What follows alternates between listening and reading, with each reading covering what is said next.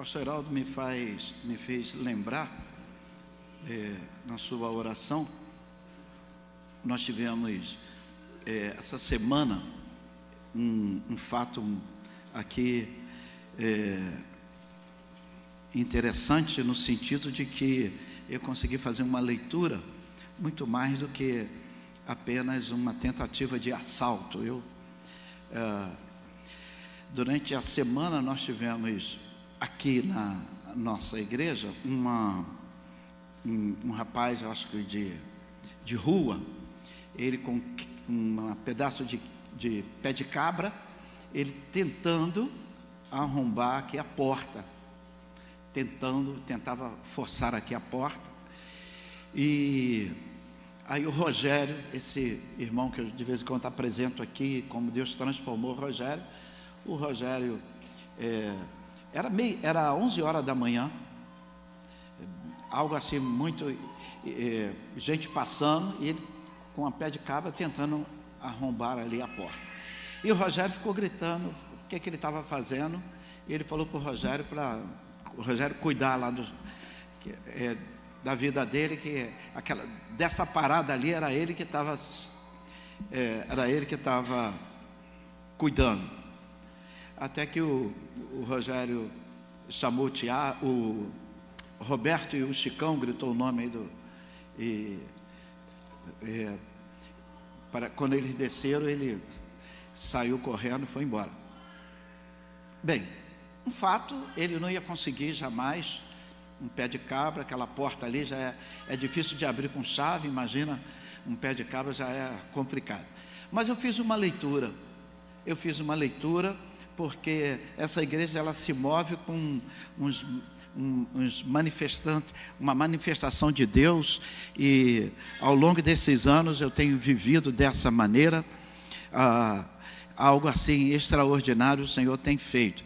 A leitura que eu fiz é qual é a linguagem que eu estou passando para uma pessoa que é dominada pelo crack, uma pessoa de rua. Ele viu a fachada dessa maneira feia, da maneira que está, suja, caindo aos pedaços. Então ele imagina que isso aqui talvez não passe aqui no domingo, ele imagina que isso aqui é um galpão, um local vazio, que ele pode arrombar e pode entrar e ainda chamar seus companheiros de crack para virem. Eu fiz essa leitura. Imediatamente já ligamos para o engenheiro, e não vamos mais esperar ter o dinheiro. Eu acho que a obra da igreja deu assim um cansaço tão grande, era tanto desafio, toda semana tendo que, mas vai começar de novo. Eu tentei fugir, mas entendi que o Senhor estava dizendo que a casa dele, a fachada, está dando essa impressão de largado, de abandonado, e o Senhor não se agrada disso. Na fazenda da Bica, certa vez, nós construímos, a igreja era embaixo e nós fizemos o templo em cima. E quando a igreja subiu, o som começou a incomodar muitos vizinhos, e aquilo estava já incomodando demais, os vizinhos reclamando. E do nosso lado eu tinha lá um centro de macumba, e o pai de santo, que era amigo da igreja, a pessoa responsável, ele de vez em quando vinha reclamar, por causa da gritaria, por causa dos louvores altos. Cheguei a um ponto de pedir à igreja, reunir a igreja, pedir para que nós não mais diminuísse o som, e na hora do louvor nós fechamos as esquadrilhas de alumínio, para não incomodar os vizinhos. Pois bem, uma tarde, dá uma ventania muito forte, e toda aquela esquadrilha de alumínio, que era nova, caiu. Você lembra disso, né? Toda a esquadrilha de alumínio caiu, e ficou, nós chegamos lá, vimos aquela esquadrilha de alumínio retorcida, E quando eu vi aquilo, o Espírito Santo me falou ao meu coração que eu estava tentando amordaçar a igreja dele. E eu pedi perdão ali, pedi perdão à igreja, em cima daquele caco de vidro, em cima do alumínio retorcido. Nós oramos. Isso foi uma terça-feira. Nós oramos, não, foi uma quinta-feira mesmo, porque e demos as mãos, oramos, louvamos ali naquele lugar. Irmão, no domingo, os irmãos que chegaram só souberam que estava tudo no lugar, não parecia que houve nada. O que aconteceu? Quando eu fui, a pessoa que tinha dado o alumínio, vendido para a igreja, o alumínio, ele falou, ia consertar, não ia cobrar nada. E os vidros, eu não me lembro o que foi, mas foi um milagre muito parecido. Eu não sei se alguém pagou os vidros, mas eu só sei que no domingo, tudo estava no lugar, e eu louvava agora com volume alto e com tudo aberto, se pudesse, tirava até a janela para que o volume pudesse. Então, Deus trabalha assim com a igreja. E quando isso acontece, uma pessoa com um pezinho de cabra tentando entrar aqui na casa do Senhor, a leitura que eu fiz é que é essa informação que nós estamos passando. Ali é um local desamparado, ali é um local abandonado, ali é um local que você pode entrar e não, aí essa fachada vai ter que ficar muito bonita para a honra e glória do nome do Senhor. Amém? Amém? E em setembro nós vamos começar a nossa obra da fachada. Eu quero convidar você a manter a sua Bíblia aberta, João capítulo 4, verso 23, a presença de Deus. A presença de Deus. Feche os seus olhos e diga assim: a presença de Deus. Qual a última vez que você sentiu literalmente, fisicamente, a presença de Deus? Eu não sei se eu estou falando para crentes que estão entendendo esse linguajar. Tem momentos em que nós sentimos a presença de Deus tão visível, a presença de Deus tão audível, Deus falando aos nossos ouvidos. E é maravilhoso quando você sente a presença de Deus. Irmãos, na correria do dia a dia, nós não temos tempo para nada, e nós não temos tempo nem para ouvir Deus falar. E é comum nós justificarmos que a pessoa não tem tempo, e porque pela falta de tempo, ela trabalha muito, ela estuda muito, ela tem as suas atividades, e nós olhamos assim, é legítimo essa falta de tempo, e nós ficamos até com um sentimento de misericórdia da pessoa, e nós falamos para a pessoa, não tem problema, que Deus possa estar te abençoando, e nós dizemos, eu não tenho tempo. Se você convida um amigo para vir à igreja que não tem o Espírito Santo de Deus, não tem o Senhor, ele vai dizer, eu não tenho tempo para vir à casa do Senhor, eu não tenho tempo para ouvir a escola bíblica dominical, eu não tenho tempo de ler a Bíblia, eu não tenho tempo de louvar, eu não tenho tempo que vocês têm. Então nós olhamos que a falta de tempo, o argumento da falta de tempo é aceitável e é legítimo para nós, mas eu quero dizer não para Deus. Após os anos 80, quando começou uma transformação litúrgica nas igrejas batistas, e começou a ser introduzido os ministérios de louvor, então aquilo era novo, e se foi disseminado entre o ministério de louvor, que aqueles que estavam aqui em cima, aqueles que estavam com a guitarra na mão, com o microfone na mão, eles eram os levitas, e eles estavam adorando a Deus e conduzindo a igreja à adoração. Então uma igreja vinculou a adorar a Deus ao teclado, adorar a Deus à guitarra, adorar a Deus com música, adorar a Deus dessa forma.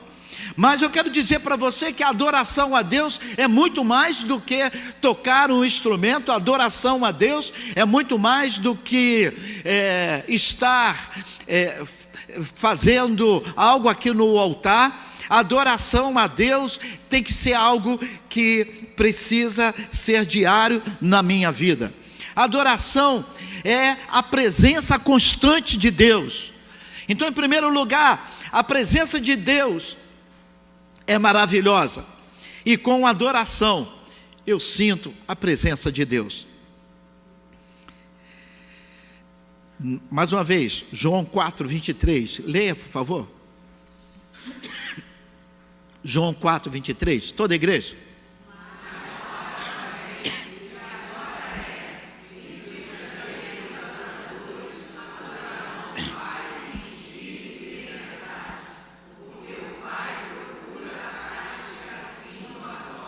Então a Bíblia diz que o verdadeiro adorador, se eu tenho o verdadeiro adorador, que Jesus fala, sinal que nós temos o falso adorador. O verdadeiro adorador adora o Pai em espírito e em verdade. Quando você não adora a Deus, quando você não louva a Deus, quando você não busca a Deus, você está em desobediência. E toda desobediência não é adoração a Deus. Por exemplo, você não tem tempo de ler a Bíblia, você não tem tempo de orar. A Bíblia nos convida, o Senhor me convida a orar, orar. O crente que não ora está em desobediência. Então, se você não ora, o crente que não ora está orando ao contrário. O crente que não ora está orando ao contrário. Sabe o que é orar ao contrário? É orar não a Deus. E você está entendendo o que eu estou falando. Então, se você não ora, você está em desobediência. E o pai da desobediência, o pai da mentira, você sabe quem é. Então, se você não ora, se a Bíblia manda você orar, você está orando, você está adorando ao contrário. Adorar a Deus, irmãos, é muito mais do que cantar, tocar instrumento. A Bíblia diz que Deus procura adoradores que o adorem em espírito. Eu não preciso abrir a boca para adorar. Eu posso adorar a Deus no meu pensamento. Eu posso adorar a Deus no meu coração. Tem gente aqui, se nós temos aqui 100 pessoas, nem todos estão adorando. Um grupo optou em não adorar, porque é individual, é no coração. Efésios capítulo 6, verso 5 e verso 7, diz que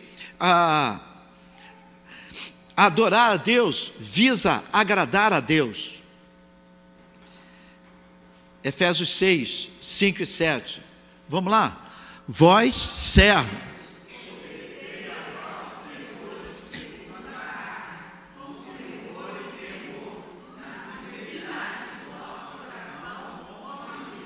então, ou seja, eu preciso servir ao Senhor, eu preciso adorar ao Senhor, porque isso agrada ao Senhor. Jesus Cristo deixou um modelo de adoração. Mateus capítulo 3, verso 16 e 17, e depois de Mateus 17, 5 e 8, você vê um modelo de adoração deixado pelo próprio Jesus Cristo para a sua igreja. E eu quero convidar você a ouvir ou a ler comigo esse texto de Mateus 3.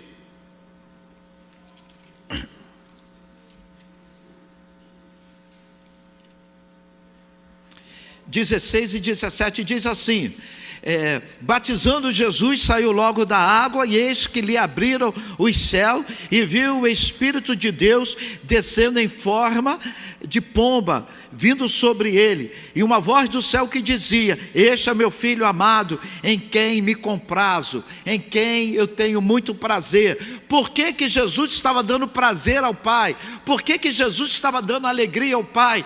Por que que os céus se manifestaram? Pelo ato de obediência de Jesus. A obediência é uma forma de adoração a Deus, e Jesus se batizando, ele adorou. A Bíblia diz que houve uma alegria no céu, porque Jesus tomava essa atitude, e uma voz do céu se dizia: este é meu filho amado. Quantas vezes quando você faz algo que agrada a Deus, a voz espiritual está ecoando, dizendo: este é o meu servo, essa é a minha serva amado, que tem pago o preço. Então o modelo que Jesus deixou, Mateus capítulo 17, verso 5 e verso 8, é uma outra palavra do próprio Jesus Cristo para nós. 17, 5 e 8, mesmo Mateus. Diz assim: e falava ele ainda quando uma nuvem luminosa os envolveu, e eis que vindo uma voz que dizia: este é meu filho amado, em quem eu tenho prazer, a ele ouvi. E ouvindo os discípulos caíram de bruço, tomados de grande temor, de grande medo. O salmista declarou, ele fala assim: uma coisa pedi ao Senhor e a buscarei. Salmo 27, verso 4, que eu possa morar na casa do Senhor todo dia. O salmista disse: eu tenho prazer em estar na casa do Senhor, eu tenho prazer em estar adorando a Deus.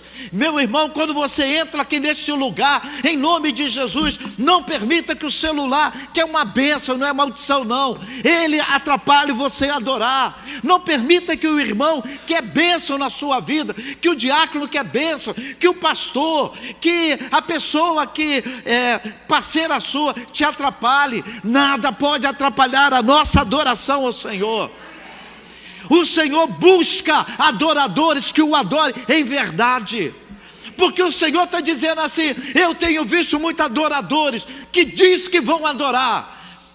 Eu acredito, parafraseando, me dá aí um bom desconto nessa minha fala, que quando você sai de casa, você está tomando banho e você está vindo para a casa do Senhor. Então eu acho que Deus fala para os filhos assim: olha, lá vai o Eliezer está indo me adorar, o Eliezer está indo me adorar. E quando eu entro aqui, eu sento nesse banco, eu fico com uma cara de flamenguista quando perde, bicudo, não louvo a Deus, não abro a boca.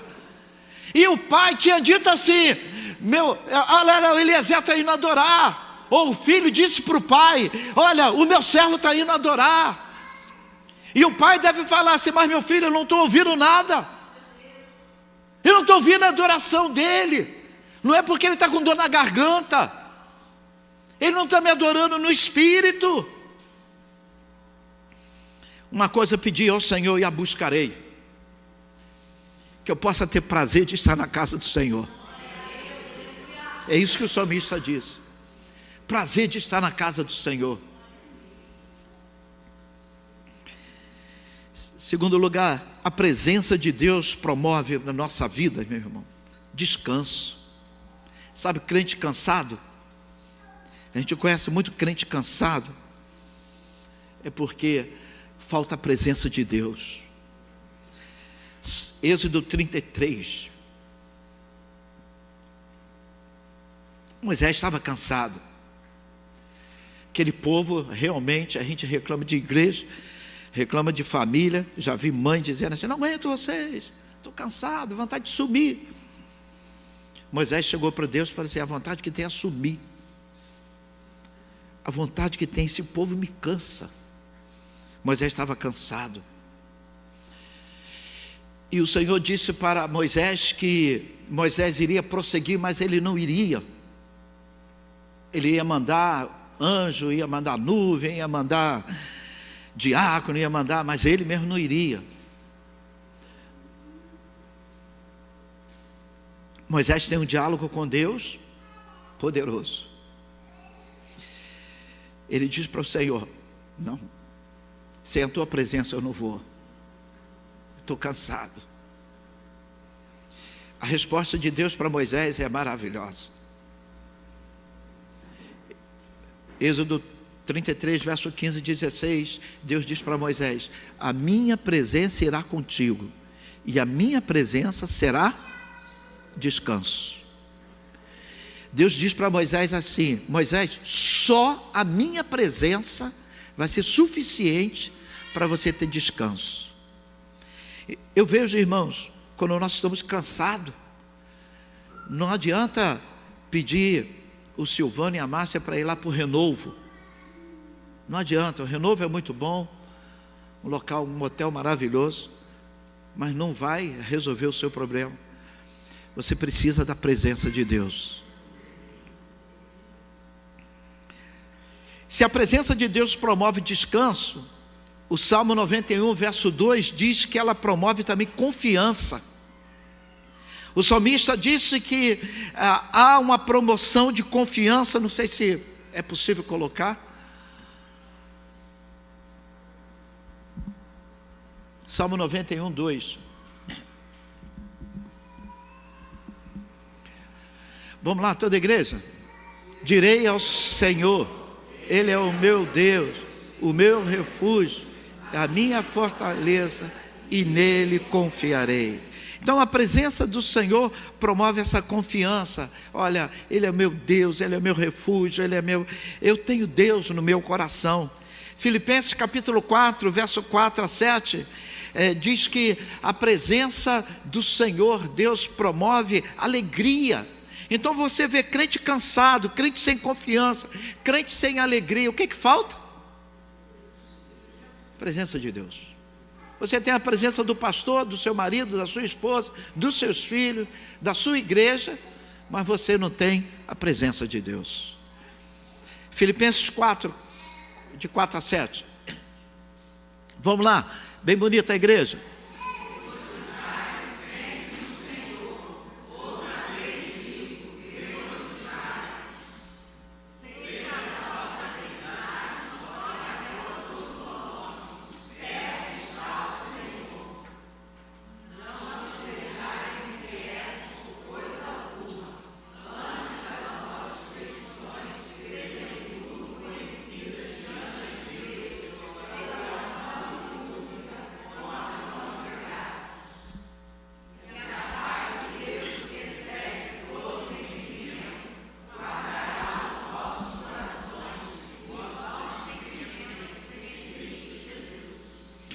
Amém. Esse silêncio aí, você que está em casa, na gravação, porque a igreja estava lendo Filipenses 4, de 4 a 7.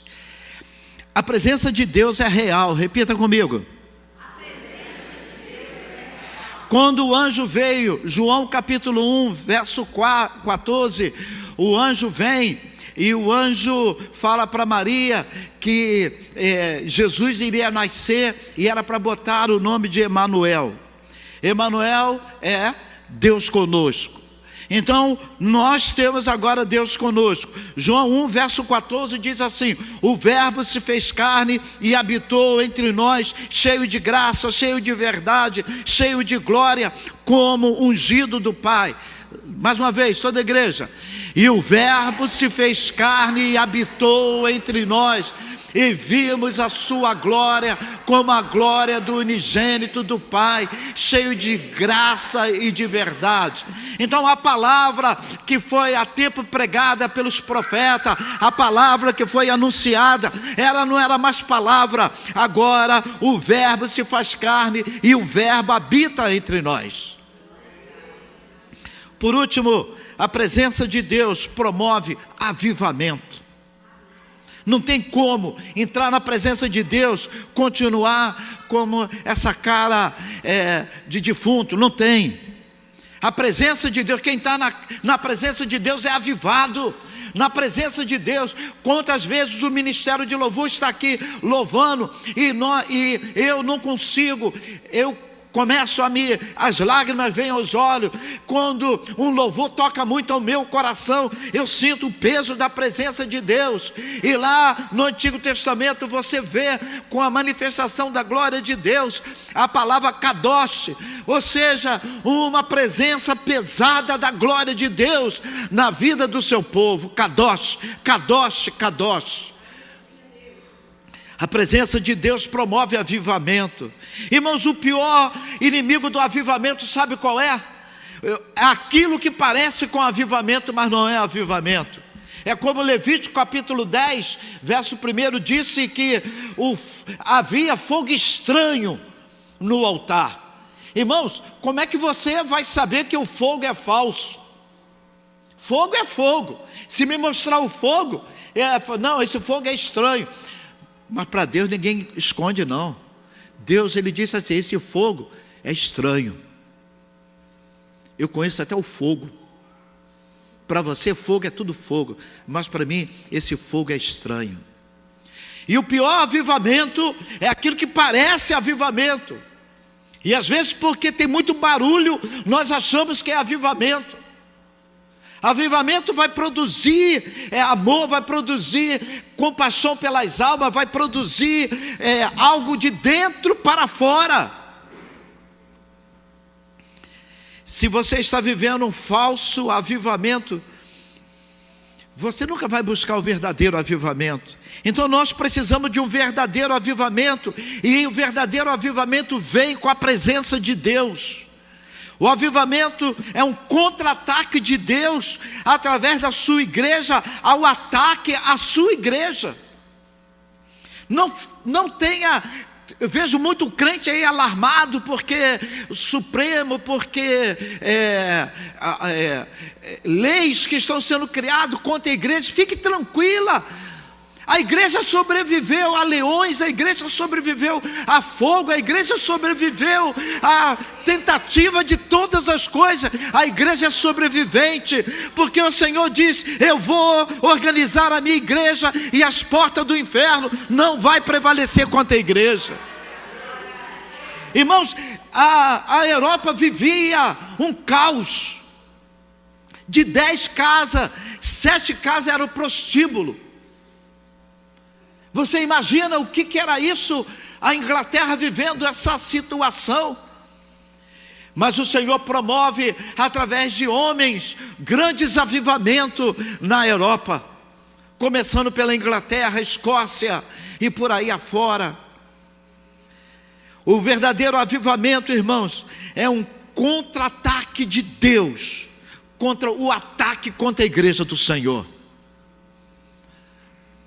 Eu vejo tentando atacar a igreja, atacando a igreja, atacando a igreja. Eu falo, coitado deles. Nosso Deus é poderoso, meu irmão. Deus está no controle da sua igreja. Deus contra-ataca quando a igreja é atacada. E sabe o que ele usa? Avivamento. Avivamento vem como um escudo, e a igreja parece não ter medo de nada. A igreja avança com uma certeza muito grande. O avivamento é diferente do evangelismo. Avivamento é o mover de Deus com a igreja. O evangelismo é o mover de Deus no mundo pela igreja. Entenda, avivamento é o mover de Deus com a igreja. Deus move com a igreja. E o evangelismo é o mover de Deus no mundo pela igreja. Evangelismo é quando a igreja se move. Avivamento é quando Deus se move dentro dela, no coração da igreja. Todos os textos de avivamento na Bíblia vêm com algo maravilhoso. Aviva a tua igreja, aviva a tua obra no meio do teu povo, aviva o teu povo. Então é algo para a igreja, é algo para o povo de Deus. É lógico que uma igreja avivada vai transbordar no evangelismo, vai transbordar em trabalhos missionários. A igreja avivada vai fazer uma mudança de vida maravilhosa. Avivamento é algo que parecia estar morto, dando os últimos suspiros, mas o Senhor vem com seu fôlego de vida. Avivamento é a necessidade do céu misturada com a urgência da igreja, disse um grande teólogo. Um pastor falou que a mistura da fome de Deus com a sede do homem. A fome de Deus e a sede do homem. Avivamento. Avivamento é quando Deus se levanta com o seu povo, com uma voz no seu tempo. Avivamento é a resposta de Deus ao ataque do mal. Enfim, avivamento é quando Deus responde à sua igreja com a sua presença. A maneira de Deus responder ao caos da apostasia é o avivamento. Eu quero, para fingir que está acabando, fique de pé. Eu quero ler Ezequiel. Para fingir que está acabando, eu avisei.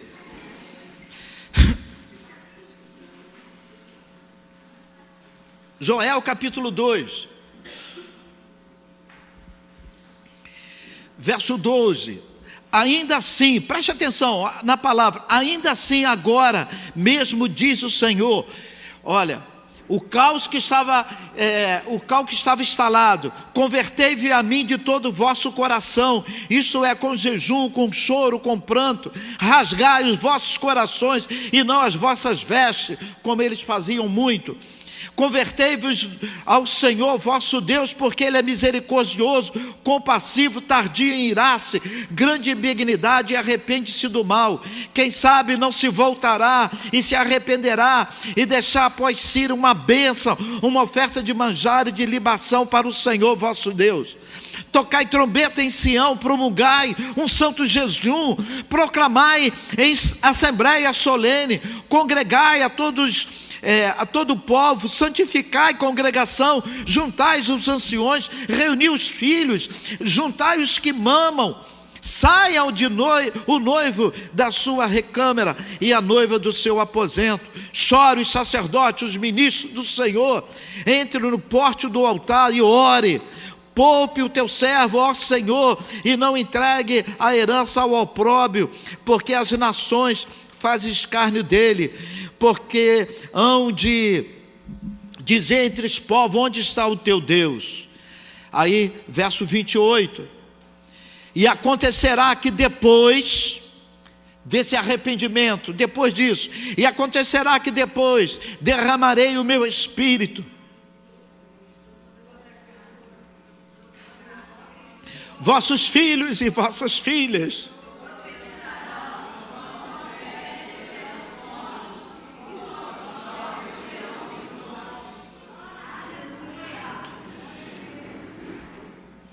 existe uma promessa para os nossos filhos. Existe uma promessa para os nossos filhos. Em São Paulo, eu acredito que é em Ubaté, tem essa cidade de São Paulo? Estou pronunciando certo? Ubaté? Taubaté, obrigado, Taubaté. Em Taubaté, na semana passada, há 15 dias atrás, uma reunião de criança, era uma EBF.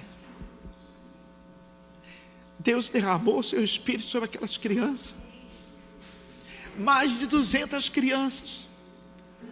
Os pais vieram buscar e não podiam buscar, o rostinho no chão chorando,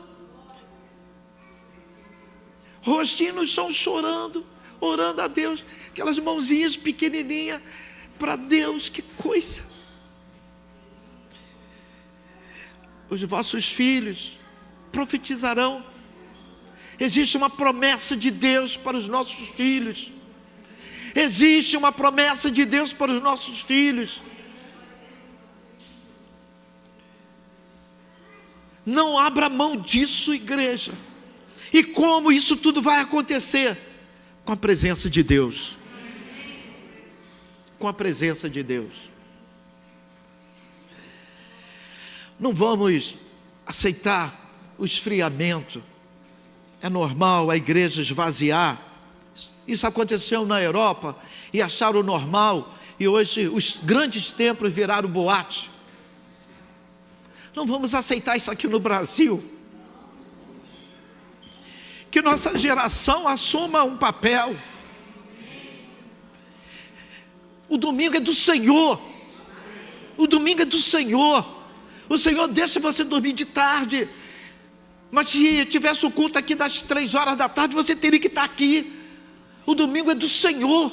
Ele te deu os dias da semana, mas o domingo, não negocie o seu domingo. Cuidado com o sábado. Sabe o que aquele safado que prendeu o povo no Egito, Faraó, fez?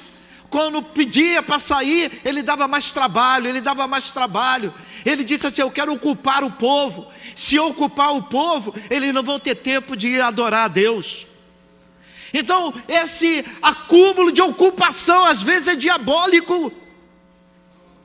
Às vezes, o sábado nós trabalhamos tanto, e chegamos, queremos dar o domingo, e aquele que consegue dar o domingo, capenga, chorando, cochilando, doido para acabar, porque a gente não aguenta mais, porque o sábado foi demais, muito cansativo. Estratégia que Faraó usou para que o povo não fosse adorar. Meu irmão, os dias são maus. Eu sei que está se levantando algo tremendo contra a igreja do Senhor. E tem que levantar mesmo. É assim que vai dividir, vai saber quem é mesmo de Deus e quem não é. Deixa levantar, mas a presença de Deus dará descanso. Aquele que tem o Senhor jamais vai sofrer. Não sei se você compreendeu a palavra. O que eu quis dizer é a presença de Deus. Adoradores que o adorem em espírito e em verdade. Ele busca esses adoradores. Amém? Vamos orar? Podeis assentar?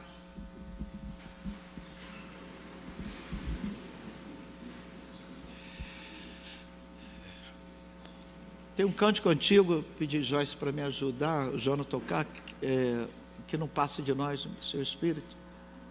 Que não seja preciso que se levante outra geração. Bater no peito e dizer: Senhor, é comigo mesmo. Não precisa levantar outra geração, não.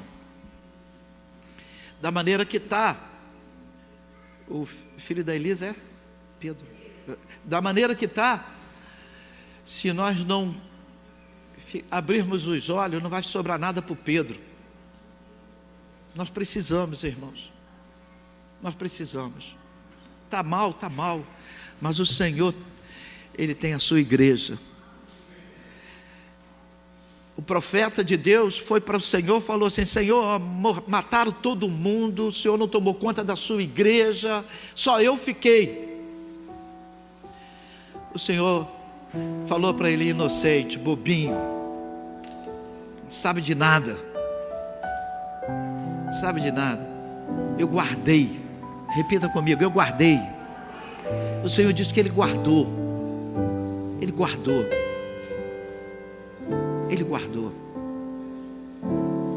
Homens,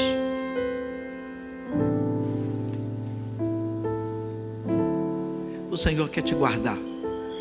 E como que o Senhor vai nos guardar? É com a presença dEle. Adoremos ao Senhor.